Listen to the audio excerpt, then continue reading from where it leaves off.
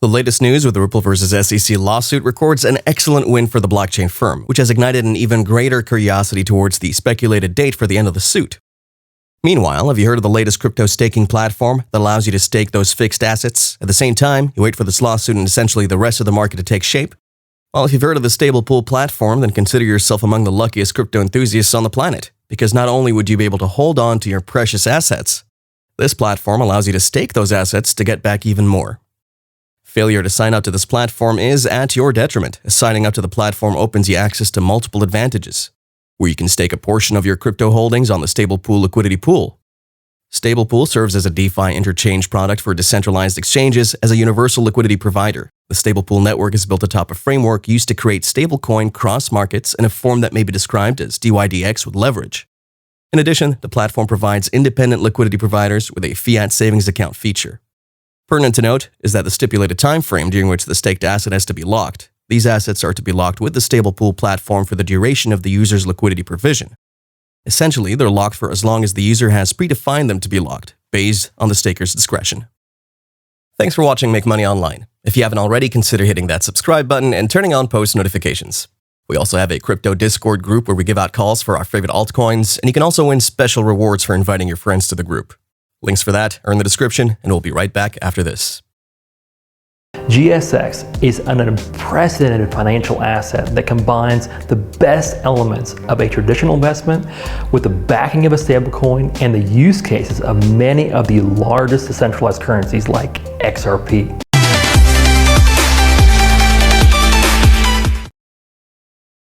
Also, among the list of recommended passive income streams, while allowing you to earn at least 2% per day and between 50 and 150% per month in profit on average, programmed by an experienced Forex trader with over 3 years of trading experience testing out the efficacy of this bot, the founders of the Lagoon auto trading bot have instilled the program with their very own profits amassing trading strategy. And of the 3 years this bot was tested, it has consistently delivered an average profit margin of between 50 to 150% each month for almost 2 years and 10 months out of the stipulated test timeline.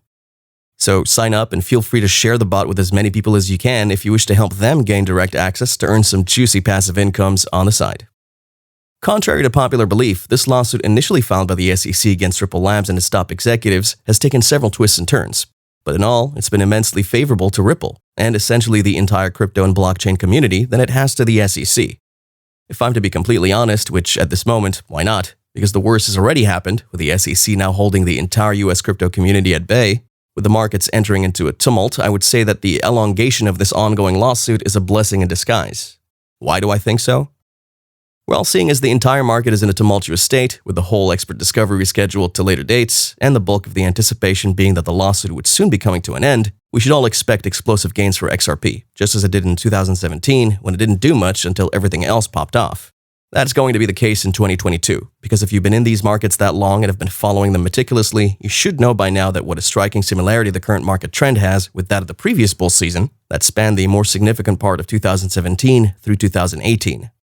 And if the predictions of attorney Jeremy Hogan are to pass and we do see a settlement with this lawsuit before spring of 2022, we could potentially be registering the greatest return on investment yet again.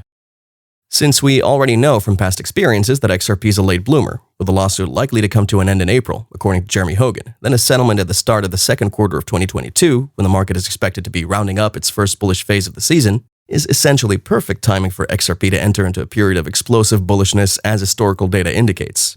Comparing the price chart of the flagship cryptocurrency within this asset class, we could see Bitcoin having a bull market consolidation duration of 197 days in 2013, 55 days in 2017, and 66 days in 2021. These are 3 different timelines separated by 4 years. Although there is a dissimilarity in the consolidation periods, the similarity between all 3 time frames is none other than the fact that they all serve to be the prior year before the actual bull run kickstarts, as can be seen in the striking resemblance in the chart curves drawn by these 3 different timelines.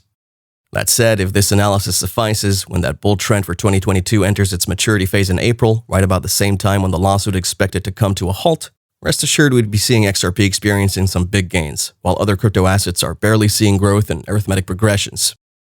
There's no need to overemphasize the bleakness of the possibility of an SEC win at this point. However, what we can talk about is the after effects of that. We know that most analysts currently score it as largely leaning in favor of Ripple Labs, and maybe things could turn out in favor of the SEC, maybe with newer developments in the lawsuit. with the unearthing of more recent revelations, but I don't see that happening in the interim, given that all the odds are against the plaintiff in this one. The widespread assumption that the SEC would lose the case, thereby providing XRP with absolute clarity and setting the standard for a proper crypto regulation in the US. And once Ripple rids itself of the fear factor that clouds investors' judgment towards the XRP coin, given the lawsuit, then a new fear trend kicks in, but this time with a different mindset to it, which is the fear of missing out. At which point the long-awaited switch would be flipped. XRP gets relisted on those significant exchanges in the US, on Coinbase and Robinhood. In addition, hundreds of the partners Ripple Labs have been entering into agreements that would unshackle their non-disclosure contracts, during which time Ripple would completely rid itself of the widespread fear, uncertainty, and doubt that's hit the XRP market since the initiation of the lawsuit in December 2020.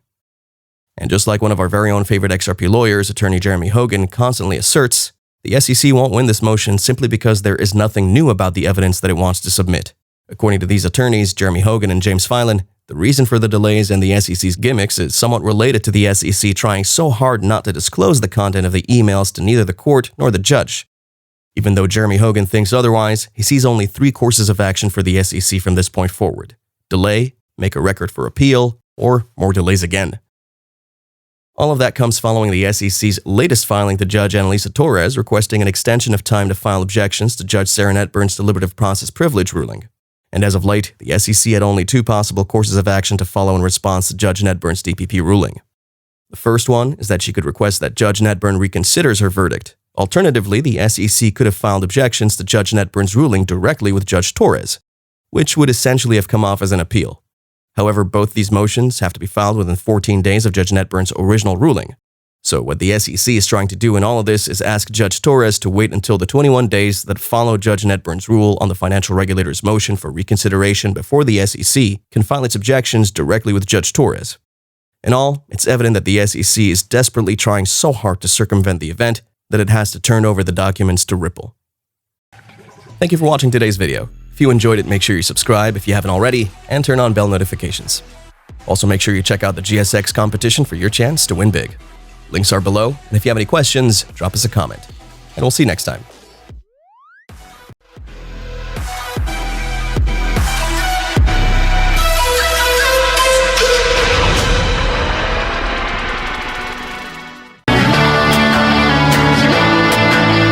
Hollywood perfect. That's how it goes. Hollywood perfect.